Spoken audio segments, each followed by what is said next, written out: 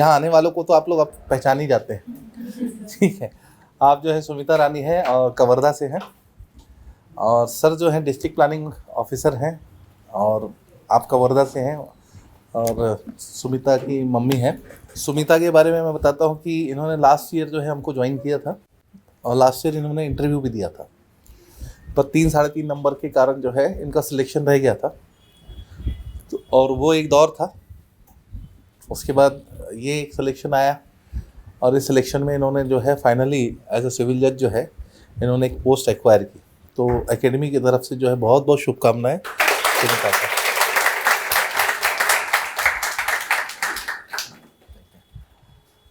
16 तारीख के फंक्शन में किसी कारण से हमारी मुलाकात नहीं हुई, पर ये बैच ऐसा है सर कि इन्होंने जो है 2 कंटिन्यू बैचेस के सिलेक्टिव स्टूडेंट के साथ यहाँ पर जो है फेस टू फेस बातें भी की है, चर्चा भी की है। तो ये बोलना चाहिए कि सौभाग्यशाली बैच ही है तो कंटिन्यू। हाँ, हम जब क्लास करते तो एक या दो कैंडिडेट से मिले थे। तो ये भी कभी वहाँ रहा करती थी, और इन्होंने बहुत मेहनत की है। और RSU से जितने लोग हैं यहाँ पर, कौन है यहाँ से RSU से, तो आपके पंडित रविशंकर शुक्ल से इन्होंने 5 ईयर LLB की है। तो आपके लिए जो है एक इंस्पायर ठीक है पर्सन भी है। तो ऐसा नहीं है कि भाई RSU से इस बार बहुत अच्छा रिजल्ट है। हिमांशु भी वहीं से है, ठीक है। तो जैसा कि इस एकेडमी की परंपरा है कि यहाँ जितने भी जजेस आते हैं उनको हम एक छोटा सा सम्मान करें। अच्छा चलो इसको पहले कर देते हैं अपन। कल एक पेरेंट्स का जो है मेरे पास बहुत सुंदर मैसेज आया सर, तो उसको मैं पढ़ना चाहूँगा आपके सामने, क्योंकि पेरेंट्स जो है बहुत इंपॉर्टेंट रोल प्ले करते हैं किसी सिलेक्शन में। अगर बच्चा सिलेक्ट होता है तो सबसे ज़्यादा खुशी भी पेरेंट्स को होती है, और जब बच्चा जो है असफल होता है तो उस समय एक पेरेंट्स का रोल बहुत इंपॉर्टेंट होता है, ताकि उसको आप मनोबल बढ़ाएं, उसको पुशअप करें, अगली बार के लिए तैयार करें। तो क्या है सर, इनका एक टेस्ट है 31 को, तो मैं आपके सामने पढ़ के सुनाता हूँ। तो कल इनका लगभग जो है मैसेज आया मेरे पास 6:15 बजे के आसपास। आज वो आया नहीं है शायद। कुणाल आया क्या? नहीं आया ना। तो देखिए सर, उनके शब्द देखिए, मेरे लिए जो है बहुत बड़ा बोल दीजिए कि ये कॉम्प्लीमेंट है कि सर अभी अभी बेटे की ठीक है बेटे से नाराज़गी से बताया, बेटे ने बताया नाराज़गी के फादर ने कि आपने 31 दिसंबर को टेस्ट रखा है। यहाँ तक तो ऐसा लग रहा है कि मुझे शायद डांट रहा है। आगे का, आपके निर्णय से मैं निजी तौर पे दिल से खुश हूँ। आपके हर निर्णय का मैं हृदय से स्वागत करता हूँ। यहाँ तक तो धन्यवाद। अब इसके बाद के शब्द आपके लिए, ठीक है। भैंस को नियंत्रण करने के लिए उनके नाक में नाल डाली जाती है, ठीक है, वैसे ही आजकल के विद्यार्थियों को ऐसा नियंत्रण में रखा जा सकता है। बहुत खूब श्रीमान जी, आपका सौभाग्य है कि आपके सानिध्य में हमारा बच्चा अध्ययन कर रहा है, ठीक है। आप सात्विक भी हैं, आपकी कर्मठता बहुत प्रभावित है, अक्सर आपकी चर्चा होती है, और हमारी जो है यही नसीहत ऐसे विद्वान शिक्षक के साथ जो है मेरा बेटा श्रेष्ठ कर वकील बन जाए या जो भी बने, वो मुझे बहुत खुशी होगी। तो एक पेरेंट्स की भी बहुत भूमिका होती है कि वो पुशअप करे, अपने बच्चों को सही दिशा दे। जो आज की तारीख में मतलब सर के साथ भी बैठा था, तो जो बच्चों को जो शिक्षा होनी चाहिए, मौलिक शिक्षा या नैतिक शिक्षा होनी चाहिए, जो ख़त्म होती जा रही है परंपरा में, तो वो इस मैसेज से हमको मिला। तो आज आया नहीं वो, शायद मेरे ख्याल से उसी के फादर है, ठीक है। संजय,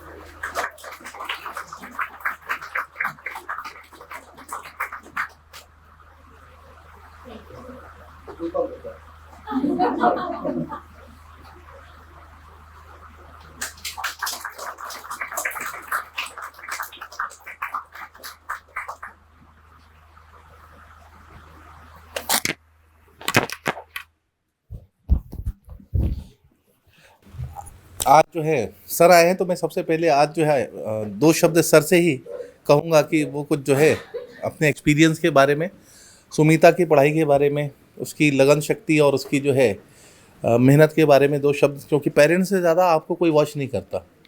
ये अलग बात है कि पेरेंट्स बोलते नहीं हैं, ठीक है, अब वो एक मानसिक दबाव बोल लीजिए या आपकी फ्रीडमनेस बोल लीजिए, पर पेरेंट्स हमेशा सीसीटीवी कैमरे की तरह आपके साथ हमेशा रहते हैं, 24 घंटे सर्विलेंस में रहते हैं आप लोग, याद रखिएगा, ठीक है। तो 2 शब्द जो है मैं सर से कहूँगा और फिर सुमिता से हम बात करते हैं। सर।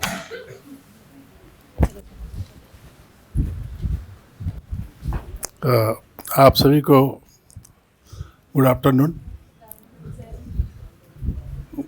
जनरली जो सर बोल रहे हैं मैं उतना एक्सपीरियंस तो नहीं हूँ, क्योंकि मेरे तो 3 ही बच्चे हैं और सर के पास मैं देख रहा हूँ कि सैकड़ों बच्चे हैं, तो ये ज़्यादा एक्सपीरियंस्ड है।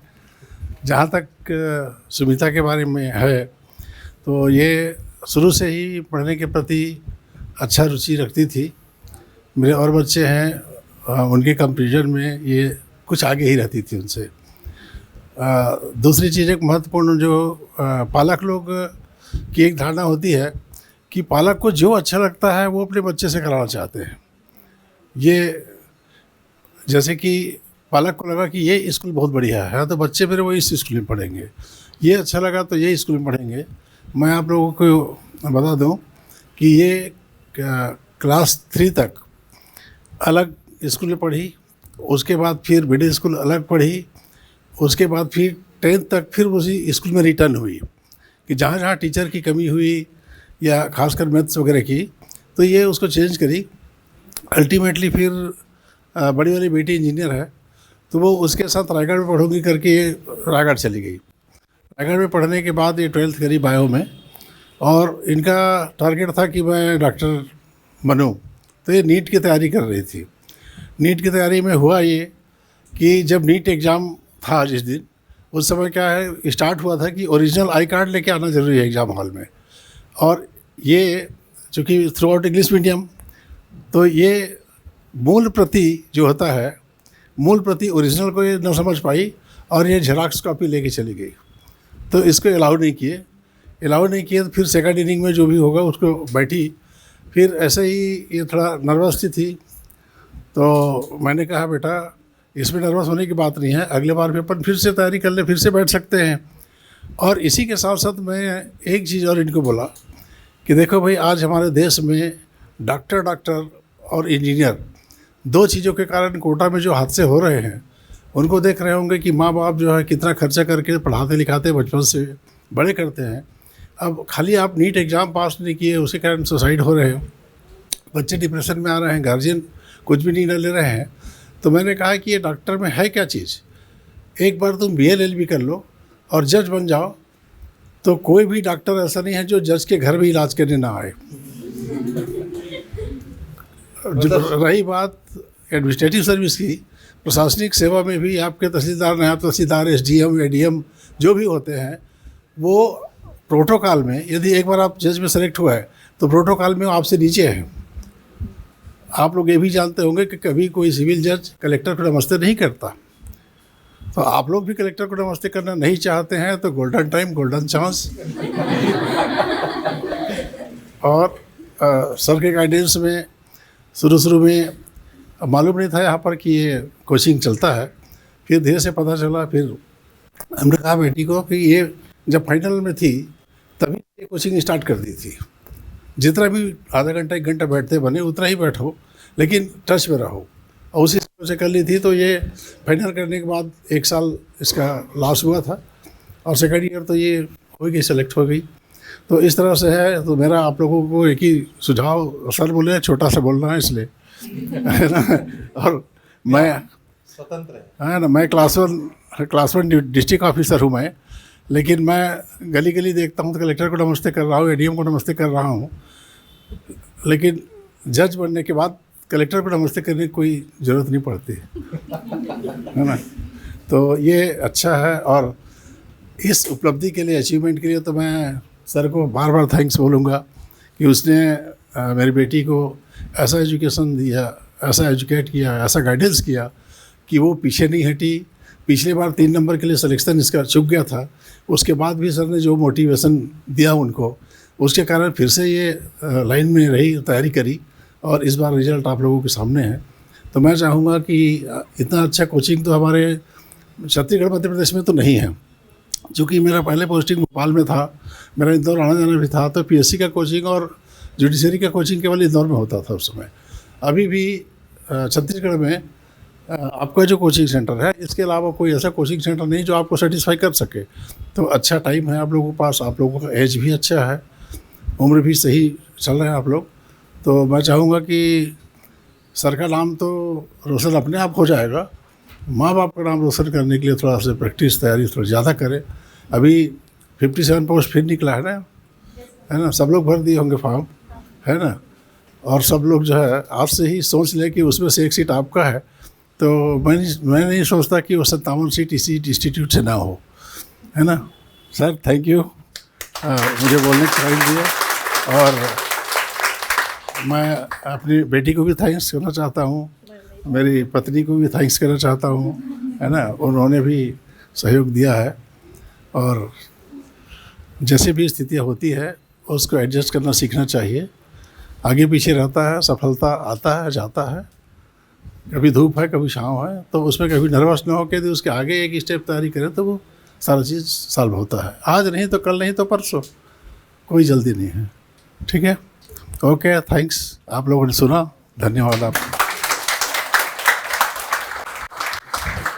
देखिए, माँ बाप से ज़्यादा जो है आपके सिलेक्शन में कोई खुश नहीं होगा। ठीक है, टीचर तो जो है, जैसे मैंने आपको पहले ही बोला कि टीचर तो एक फसल देखता है, आप लोग फसल हैं उनकी। जब फसल लहलाती है तो किसान खुश होता है, वैसे जब टीचर जो है देखता है कि जो उनके स्टूडेंट है वो जेम्स बन गए हैं, मतलब वो रत्न बन गए हैं उनके, तो उनसे ज़्यादा खुश तो नहीं होता। पर माँ बाप की खुशी का कोई तुल्य नहीं है। और इस चीज़ को मैं इसलिए समझ सकता हूँ कि मैंने अपने माँ बाप को कई बार निराश होते हुए देखा। देखिए, कभी इस एग्ज़ाम में फेल, कभी इस एग्ज़ाम में फेल। तो हमेशा मैं एक ही चीज़ कहता हूँ कि आप फेलियर से मत डरो। आप लोग जितने जल्दी गिव अप कर देते हो ना, आप लोग लगे रहिए। 1 2 3 जितना भी अटेम्प्ट है, मैं बार बार यही समझाता हूँ। तो फेलियर से मत है, और प्रिपरेशन कभी कंप्लीट नहीं होती है, तो आप बिल्कुल हर एग्ज़ाम को अच्छे से दीजिए। तो मैं धन्यवाद दूंगा सर का कि उन्होंने जो है बहुत कम शब्दों में जो है मतलब एक अच्छा परिचय भी दिया, और मैं जो मेरे लिए उन्होंने कहा उसके लिए मैं बहुत बहुत धन्यवाद। क्योंकि पेरेंट्स अप्रिशिएशन से बड़ा कोई अप्रिशिएशन नहीं है। स्टूडेंट तो है क्योंकि वो तो जुड़ा हुआ है, पर पेरेंट्स अप्रिशिएशन यदि कोई परिवार का सदस्य आके जो है हमको आशीर्वाद देता है, तो इससे बड़ा जो है एक टीचर के लिए कोई सम्मान का जो है जगह नहीं है। मतलब हम लोगों को सबसे बड़ा अप्रिशिएशन पेरेंट्स का ही है। तो मैं सुमिता को जो है अब आप लोगों के साथ 5 मिनट छोड़ता हूँ, और आप लोग जैसा है आप लोग आपस में डिस्कस कर सकते हैं, आप लोग स्ट्रेटेजी पूछ सकते हैं जैसा हमारा है। ठीक है, उनके कुछ शब्द हैं वो बताएंगे, और उनका एक्सपीरियंस कहा जिससे आप सीख सकते हैं। ठीक है, तो मैं आपके पास सुमिता को 5 मिनट के लिए छोड़ता हूँ। ठीक है, आप कुछ कहेंगे मैम? क्योंकि अभी मैंने पूछा, देखिए एक नहीं, आप देखिए मैम ने ना बड़ी सुंदर सी साड़ी पहनी हुई है, और चेहरे में जो एक तेज है या चमक है, तो बैठा हुआ था मैं, तो मैंने पूछा मैम आप भी जॉब में है क्या? तो सुमिता ने बोला 24 आवर्स का जॉब है, हाउस वाइफ है। तो देखिए 3 बच्चे हैं, उनको संभालना, हर के करियर को देखना, माँ के ऊपर, क्योंकि मैं खुद एक पिता हूँ, मेरा तो एक ही जो है बेटा है, पर मैं जानता हूँ कि मैं जो है उसको पूरा टाइम नहीं देता हूँ। पर मेरी वाइफ है, देखिए उसने बहुत सारा अपना करियर अपने बेटे के लिए दाव में लगाया है। तो वो चीज़ मैं देखता हूँ कि माँ का एक समर्पण बहुत ज़्यादा होता है। तो मैं चाहूँगा आप 2 शब्द कह सकते हैं, मतलब आप समय ले सकते हैं, कोई दिक्कत नहीं। ये मेरे को धन्यवाद सर। मैं बच्चों से यही कहना चाहती हूँ कि आप मेहनत करिए, लगे रहिए, है ना। वैसे तो मैं हाउस मेकर हूँ, लेकिन थोड़ा सा सोशल वर्क कर लेती हूँ। महिला सेल में मैं काउंसलर हूँ, तो मैं बहुत बोल सकती हूँ पर नहीं बोलूँगी। मैं सिर्फ इतना बोलती हूँ कि बेटी ने आज जो हमको खुशी दी है उसे हम पैसे से नहीं खरीद सकते। हमारी बेटी ने हमें बहुत बड़ी खुशी दी है। Thank you. तो जर्नी के बारे में शॉर्ट में बता देती हूँ, फिर आप लोग को कुछ पूछना होगा तो आप लोग पूछ लीजिएगा। आधा तो मम्मी पापा बता ही दिए कि पहले मैं नीट की कोचिंग कर रही थी, मेरी हिंदी कमज़ोर थी, तो मेरी मिस्टेक हो गई। और क्योंकि उस टाइम की बात है जब ये आधार कार्ड नहीं था या और कुछ नहीं था, तो हम लोग का क्लास 10th का मार्कशीट ही हम लोग का आईडी हुआ करता था। तो ये मिस्टेक तो हो गई थी मेरे से। फिर जब मैं लॉ में गई तो मेरे को फर्स्ट ईयर में ही बहुत इंटरेस्ट आने लगा, समझ में आने लगी चीज़ें, बहुत न्यू भी लगा। तो उसके बाद से तो मैं कंटिन्यू, वैसे तो मैं स्कूल टाइम से सिंसियर स्टूडेंट तो थी ही। मेरा ऐसा था कि मेरे को कुछ बनना है, और मेरे को क्या बनना है, क्योंकि मेरा बिजनेस बैकग्राउंड नहीं था घर वालों का। मेरे पापा भी गवर्नमेंट जॉब में हैं, उससे पहले मेरे जो दादाजी थे वो फार्मर थे। तो ये था कि मेरे को लगा कि हाँ, government job is my only option to be independent. तो इसलिए मैं सोचती थी कि कुछ बनना है, कुछ बनना है। फिर मेरे पापा से गाइडेंस लेके मैंने लॉ करा। उसके बाद फिर ये जर्नी स्टार्ट हुई, और वही लास्ट टाइम मैं रह गई थी थोड़े से के लिए, और फिर दोबारा जनवरी में, मतलब हम लोग का रिज़ल्ट आया था पिछला 2022 वाला जो था। उसके बाद फिर टाइम नहीं था, वैसे 10 दिन के बाद हम लोग का ना प्रीलिम्स पहले हो गया था, इंटरव्यू हुआ था उसके पहले हम लोग का प्रीलिम्स हो चुका था। तो डिप्रेस होने का ज़्यादा टाइम नहीं मिल पाया। 10 दिन के बाद हम लोग का पुराना प्रीलिम्स का रिज़ल्ट आ गया था, तो फिर मैं तुरंत मेंस की तैयारी में लग गई थी। उसके बाद फिर बस मेंस, फिर इंटरव्यू हुआ तो अच्छा गया इस बार का। लास्ट टाइम मैं बहुत घबरा गई थी, मेरे को ज़्यादा तो ऐसा नहीं बोलूँगी स्ट्रगल करा है मैंने, लेकिन हाँ, इमोशनली या फिज़िकली मैं थोड़ा स्ट्रगल करी। जैसे कंटिन्यू अपन बैठ के पढ़ते हैं लगातार मेंस में भी, तो उससे मेरे को मतलब डिस्क बल्ज हो गया था मेरे बैक में। तो फिर मैं बैठ नहीं पाती थी, झुक नहीं सकती थी, कुछ उठा नहीं पाती थी। तो इस तरह का इशू होता था, जिसकी वजह से पढ़ने में प्रॉब्लम होता था कि लेट के आप पढ़ोगे तो फिर नींद आने लगती है एक पॉइंट के बाद। तो बस यही छोटा सा मैं बोलूँगी कि था, बाकी तो इमोशनली था। और फिर इस बार मेरा मतलब इंटरव्यू वगैरह में कॉन्फिडेंट थी, जब मैं निकल के आई मुझे लगा कि अच्छा गया है करके, पॉजिटिव लगा मुझे, और रिज़ल्ट भी पॉजिटिव आया। और लास्ट एक ये है कि इस जर्नी के दौरान एकदम इम्पॉर्टेंट बात जो मैं गर्ल्स को और बोलना चाहूँगी कि आप रेडी रहो बहुत ज़्यादा। आपके पास टाइम भी कंपैरेटिवली कम रहता है, आपके ऊपर सोशल प्रेशर बहुत ज़्यादा है, लड़कों के ऊपर भी है, पर अगर एज के हिसाब से देखा जाए तो लगता है कि अरे हाँ 25-26 अब शादी करने का टाइम आ गया, ऐसा कुछ। तो पेरेंट्स को भी अपने समझाइएगा कि नहीं पढ़ना है ऐसा करके।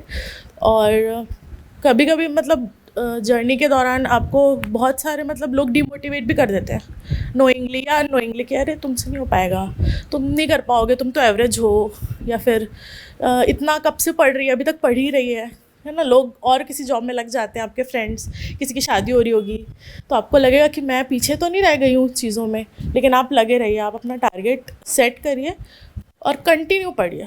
कंसिस्टेंसी हर चीज़ को हरा देती है।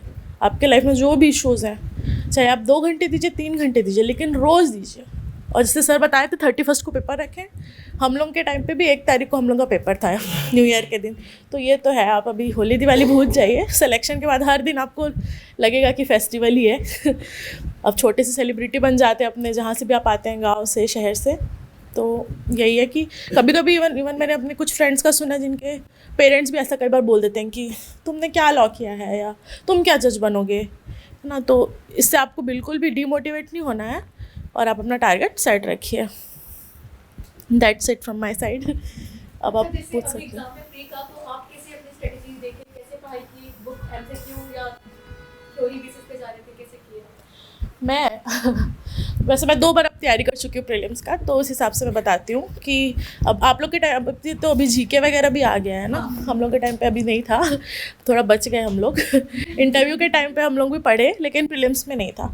तो जो हमारे 15 सब्जेक्ट होते थे उसको तो आपको एकदम याद कर लेना है, रट लेना है, समझना भी है, और पूरा का पूरा आपको सेक्शन भी याद होना चाहिए। जैसे आप कोई बैरेक्ट उठाते हैं तो आप सबसे पहले क्या देखेंगे, डेट्स देखिए, डेट्स पे ध्यान दीजिए, कब एनफोर्स हुआ, कब एनेक्ट हुआ, या फिर अमेंडमेंट हुआ है तो जो अमेंडमेंट कौन से ईयर में आया, सेक्शंस क्या क्या हैं उसके जो अमेंड होके आए हैं, ऐसे पार्ट वाइज पढ़िए। फिर चैप्टर्स कितने हैं, चैप्टर्स के अंदर सेक्शंस कितने हैं, उसके बाद इंपॉर्टेंट कुछ हो तो और देख लीजिए। तो वो तो पूरा पूरा ही याद होना चाहिए। इसके अलावा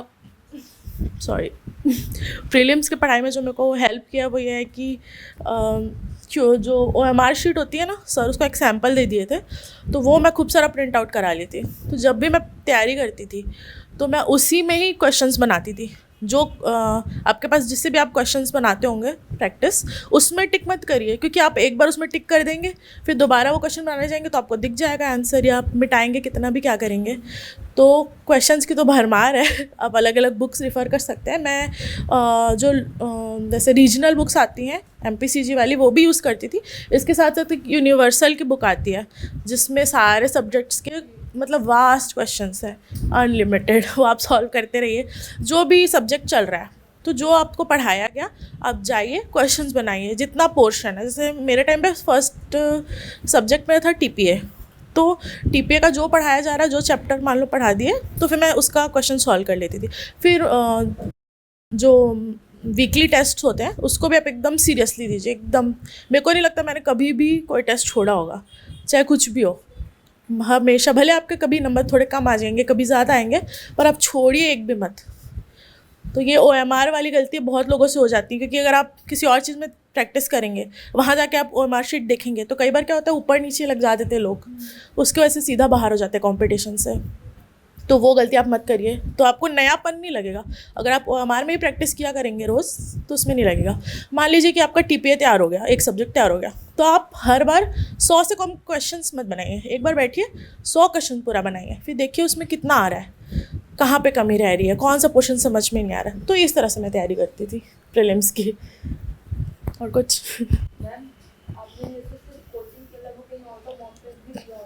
नहीं, और कहीं का तो मैंने नहीं दिया था। मैं मतलब कोचिंग का ही मॉक देती थी। प्रीलिम्स की आप बात कर रहे हैं आई अज्यूम, हाँ।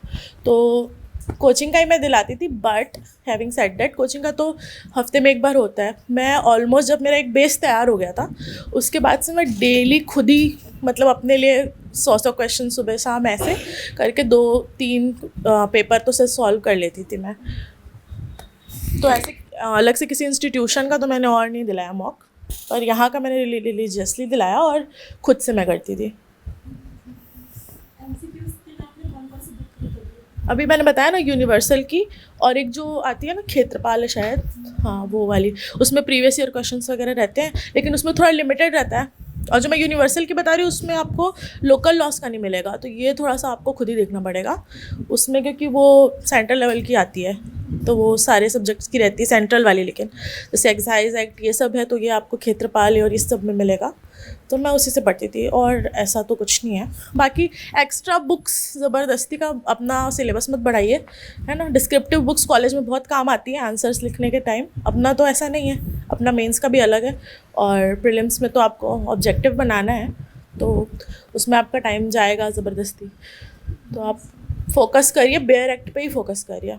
और एक चीज़ मैं सजेस्ट करना चाहती हूँ, जो वो गलती मेरे से हुई थी कि मैं बेयर एक्ट रखी थी तो मैं यूनिवर्सल की रख ली थी जो सिर्फ इंग्लिश में थी, तो उससे क्या हुआ, और मेरे को वो पतली लगती थी, जल्दी याद हो जाएगा ऐसा लगता था। लेकिन आगे जब मैं मेंस दिला रही थी मुझे बहुत प्रॉब्लम हुई, मेरी हिंदी सुधर नहीं पाई। तो आप डिग्लॉट ही रखिए, जैसे आप इंग्लिश के हैं तो हिंदी भी पढ़िए, और हिंदी मीडियम से तो इंग्लिश भी साथ ही साथ पढ़िए, तो आपको आपका प्रीलिम्स क्लियर होगा ना, तो आपको ट्रांसलेशन के लिए अलग से फिर बहुत मेहनत करने की ज़रूरत नहीं पड़ेगी, जो कि मेरे को बहुत ज़्यादा पड़ी। और लास्ट टाइम अगर मेरा मतलब ट्रांसलेशन में और अच्छा आ गया रहता तो शायद मैं उसी समय अंदर हो जाती। तो उसका इम्पोर्टेंस आप समझिए कि दोनों लैंग्वेजेस को बहुत अच्छे से पढ़िए। ट्रांसलेशन का भाई मैं फिर दोबारा डिग्लॉट कर दी, फिर मैं एक कोई सब्जेक्ट उठाई, सपोज SRA उठा ली, उसके बाद मैं पढ़ती गई, और जो मेरे को ऐसा लगा कि क्योंकि नॉर्मल हिंदी से थोड़ा अलग होता है लीगल हिंदी, आप देखोगे तो हिंदी मीडियम वालों को भी कई बार दिक्कत होती है, तो जो जो नए शब्द लगते थे उसका मैं एक ग्लॉसरी तैयार कर ली, मतलब एक डिक्शनरी की तरह। वो मेरा पर्सनलाइज्ड है, जो मेरे को नया लगा, ऐसी चीज़ को मैंने एक जगह नोट डाउन कर लिया, और फिर उसी से मैं पढ़ती थी। साथ ही साथ एक मैम भी हैं, वो क्लास लेती हैं, बीच में ऑनलाइन लेती हैं, जब टाइम आएगा तो आप लोग को पता चलेगा। तो वो मैम की क्लास भी मैंने एक बार ज्वाइन की थी, तो वो भी थोड़ा हेल्प करती है, वो पूरा ज़ीरो से समझाती है। अगर आपको मतलब बिल्कुल भी ट्रांसलेशन या नहीं पता तो फिर वो क्वेश्चंस भी देती थी, तो वो मैं सॉल्व करती थी, तो ये सब हेल्प हुआ। अल्टीमेटली तो डिग्लॉट ही बहुत ज़्यादा हेल्प होता है, क्योंकि हम लोग का जो ट्रांसलेशन आता है वो लॉ से ही आता है, इधर उधर का बहुत कम आता है। हाँ, मोस्टली बेयर एक्ट्स या फिर उससे रिलेटेड कोई सब्जेक्ट से रिलेटेड ही आता है, लॉ के ही आसपास ही आएगा, या कोई सोशल इशू का आ गया कभी तो आ गया, अदरवाइज़ ऐसे कुछ रैंडम तो नहीं आता है। तो ये हेल्प होती है। केस लॉज अच्छा, प्रीलिम्स के टाइम पे केस लॉज मैं इतना बोलूँगी कि पहले आप अपना बेस तैयार करिए, सेक्शंस और इससे रिलेटेड जो ना बेयर एड को एकदम अच्छे से तैयार करिए। उसके बाद आप आगे का सोचिए कि केस लॉज, और केस लॉज आपको इतना मालूम होना चाहिए जितना मैक्सिमम लोग को पता होता है, जो कॉमन है, जो लैंडमार्क है ना, जो कि बहुत ही सुना है आपने, एक से ज़्यादा बार सुना है, वो तो आपको मालूम ही होना चाहिए एकदम। लेकिन अगर कोई डिफरेंट आ गया तो कोई बात नहीं, क्योंकि सबके लिए कंपटीशन है, तो अगर एकदम नया है तो सबके लिए नया होगा, तो एकदम ज़्यादा डिटेल में भागने की ज़रूरत नहीं है। लेकिन अगर केस लॉस तैयारी करनी है तो बेसिक आपको मालूम होना, जितना सर पढ़ाते हैं उतना ही मैंने पढ़ा था केस लॉस। अलग से मैंने ऐसे कुछ रिसर्च नहीं किया था केस लॉस के बारे में। और लाइव लॉ मैं फॉलो करती थी, लाइव लॉ ऐप आप लोग ने सुना होगा, तो वो आप थोड़ा थोड़ा देखते रहिए, तो उसमें करंट आपका रिवाइज होता रहेगा। कुछ बहुत लैंडमार्क हुआ या कुछ भी, जैसे उस टाइम पे हम लोग का एडल्ट्री था वो डिक्रिमिनलाइज हो गया था, फिर 377 पार्शली स्टक डाउन हो गया था, तो वो सब के लिए फिर अपडेट आप अपने आप होते रहोगे। और अभी तो आप जीके पढ़ रहे हो तो ऑलरेडी आपको मतलब आंसर्स मिलते जा रहे होंगे। जजमेंट के टाइम आपने कैसे पढ़ा था, तो बुक वगैरह कवर किया था कि अच्छा, उसमें तो दोनों मैं बोलूँगी कि सबसे पहले मैंने बुक नहीं पढ़ी, सबसे पहले मैं क्लास में जो सर बताते थे, क्योंकि सर एकदम पोर्शन वाइज बताते हैं। जैसे जजमेंट बड़ा सा होता है, उसमें कई पार्ट्स होते हैं ना, चार्जेस फ्रेम करना है, इश्यूज़ बनाने हैं, फिर उसके बाद फिर आपको मार्शलिंग करनी है, फिर आपको जजमेंट आता है। तो सर ना एक एक पार्ट कहाँ से लिया गया है, कौन से सेक्शन से है, CRPC से तो कौन से सेक्शन से उठाया गया ये भी बताते हैं। अगर आप सीधा बुक उठा लेंगे तो आप या तो रटेंगे या तो आप समझ नहीं पाएंगे कि कौन सा पार्ट कहाँ से आया है ना। आप अपना खुद का क्रिएटिव माइंड नहीं लगा पाएंगे अगर आप पहले ही बुक उठा लेंगे। तो आप सर जैसा पढ़ाते जाते हैं वैसा फॉलो करिए, फिर बाद में आप बुक रिफ़र कर सकते हैं। जैसे इंग्लिश मीडियम की तो एक ही आती है रॉबिनजीत सिंह वाली, जो ज़्यादा फेमस है, वही मैंने भी देखा था क्वेश्चंस के लिए। लेकिन अदरवाइज़ तो सर जैसे बताते हैं ना, उससे क्या होता है कि सबके जजमेंट्स, आपके जजमेंट में यूनिकनेस आएगी। अगर आप एक ही बुक पढ़ते इतने सारे तो सबका बहुत मोनोटोनस हो जाएगा, तो वो मैंने किया था।